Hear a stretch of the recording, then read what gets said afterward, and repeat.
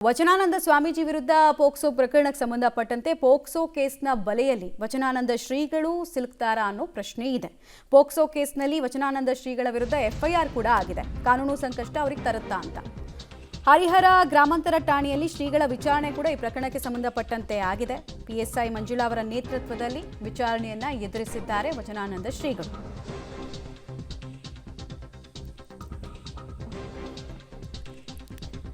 ವಚನಾನಂದ ಸ್ವಾಮೀಜಿ ವಿರುದ್ಧ ಪೋಕ್ಸೋ ಪ್ರಕರಣಕ್ಕೆ ಸಂಬಂಧಪಟ್ಟಂತೆ ಎಫ್ಐಆರ್ ಆದ ಬೆನ್ನಲ್ಲೇ ಶ್ರೀಗಳನ್ನ ವಿಚಾರಣೆ ಮಾಡೋ ಕೆಲಸವನ್ನ ಕೂಡ ಪಿಎಸ್ಐ ಮಂಜುಳಾ ಅವರು ಮಾಡಿದ್ದಾರೆ. ಅವರ ನೇತೃತ್ವದಲ್ಲಿ ವಿಚಾರಣೆಯನ್ನ ಎದುರಿಸಿದ್ದಾರೆ. ಅದಾದ ಬಳಿಕ ಅವರು ಪ್ರತಿಕ್ರಿಯೆಯನ್ನು ಕೂಡ ಕೊಟ್ಟಿದ್ದಾರೆ. ಮಠದ ಜಟಾಪಟಿಯಿಂದ ಶುರುವಾದಂತಹ ಗಲಾಟೆ ಪೋಕ್ಸೋ ಪ್ರಕರಣದ ತನಕ ಬಂದು ನಿಂತಿದೆ. ಡೀಟೇಲ್ಸ್ ಕೊಡ್ತಾರೆ ಪುನೀತ್. ವಿಚಾರಣೆ ಹೇಗೆ ಸಾಕ್ತು? ಪೊಲೀಸರ ಪ್ರತಿ ಪ್ರಶ್ನೆಗೂ ಶ್ರೀಗಳ ಸ್ಪಂದನೆ ಹೇಗಿತ್ತಂತೆ?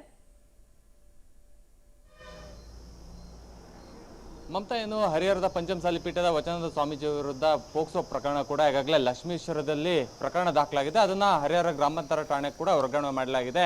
ಹಿನ್ನೆಲೆಯಲ್ಲಿ ಸ್ವಾಮೀಜಿಯವ್ರನ್ನ ವಿಚಾರಣೆಗೆ PSI ಮಂಜುಳಾ ಅವರು ತಂದಿರುವಂಥದ್ದು ಮತ್ತೆ ವಿಚಾರಣೆ ಕೂಡ ನಡೆಸ್ತಾ ಇರುವಂಥದ್ದು ನಾವು ದೃಶ್ಯವನ್ನು ನೋಡೋದಾಗಿದೆ. ಹರಿಹರದ ಗ್ರಾಮಾಂತರ ಪೊಲೀಸ್ ಠಾಣೆಯಲ್ಲೂ ಕೂಡ ಈಗ 9 ಗಂಟೆಯಿಂದಲೂ ಕೂಡ ಸ್ವಾಮೀಜಿಯವ್ರನ್ನ ವಿಚಾರಣೆ ನಡೆಸುವಂಥ ಕೆಲಸವನ್ನು ಕೂಡ PSI ಮಂಜುಳಾ ಅವರಾಗಿರೋದಂತ ಅವರ ತಂಡ ಕೂಡ ಮಾಡ್ತಾ ಇದೆ. ಪ್ರಮುಖವಾಗಿ ಸ್ವಾಮೀಜಿಯವರ ವಿರುದ್ಧ ಗಂಭೀರವಾಗಿ ಆರೋಪ ಬಂದಂತ ಮಠದಲ್ಲಿದ್ದಂತಹ ವಿದ್ಯಾರ್ಥಿಗಳನ್ನ ಮಸಾಜ್ಗೆ ಬಳಕೆ ಮಾಡ್ಕೊತಾ ಇದ್ರು, ದೈಹಿಕವಾಗಿ ಮತ್ತು ಮಾನಸಿಕವಾಗಿ ಕಿರುಕುಳವನ್ನು ಕೊಡ್ತಾ ಇದ್ರು ಅನ್ನೋ ನಿಟ್ಟಿನಲ್ಲಿ ದೂರು ಬಂದಿರುವಂಥ ಹಿನ್ನೆಲೆಯಲ್ಲಿ ಲಕ್ಷ್ಮೀಶ್ವರದಲ್ಲಿ ವಿದ್ಯಾರ್ಥಿಯ ತಾಯಿ ದೂರು ಕೊಟ್ಟಿರುವಂತಹ ಹಿನ್ನೆಲೆಯಲ್ಲಿ ಇವತ್ತು ವಿಚಾರಣೆ ಕೂಡ ನಡೆಸಿರೋದು.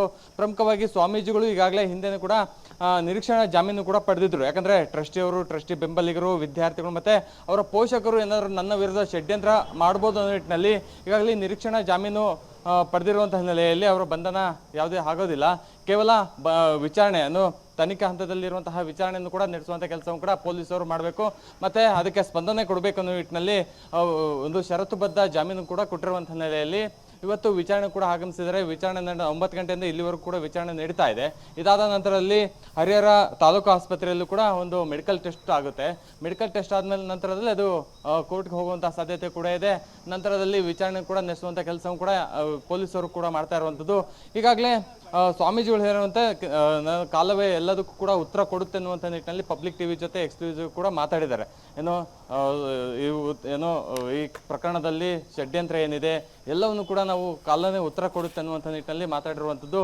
ಪ್ರಮುಖವಾಗಿ ಬೆಳಿಗ್ಗೆ 9 ಗಂಟೆಯಿಂದಲೂ ಕೂಡ PSI ಮಂಜುಳಾ ಅವರು ಕೂಡ ವಿಚಾರಣೆ ಕೂಡ ನಡೆಸ್ತಾ ಇರುವಂಥದ್ದು. ಅಂದರೆ ಮಠದಲ್ಲಿ ಎಷ್ಟು ಜನ ವಿದ್ಯಾರ್ಥಿಗಳು ಈ ರೀತಿ ಆರೋಪ ಮಾಡ್ತಾ ಇದ್ದಾರೆ, ಅದ್ರ ಬಗ್ಗೆ ನಿಮ್ಮ ಪ್ರತಿಕ್ರಿಯೆಯನ್ನು ಎಲ್ಲವನ್ನು ಕೂಡ ಹೇಳಿಕೆಯನ್ನು ಕೂಡ ಪಡ್ಕೊಳ್ಳುವಂಥ ಕೆಲಸವನ್ನು ಕೂಡ ಪೊಲೀಸರು ಕೂಡ ಮಾಡ್ತಾ ಇರುವಂಥದ್ದು.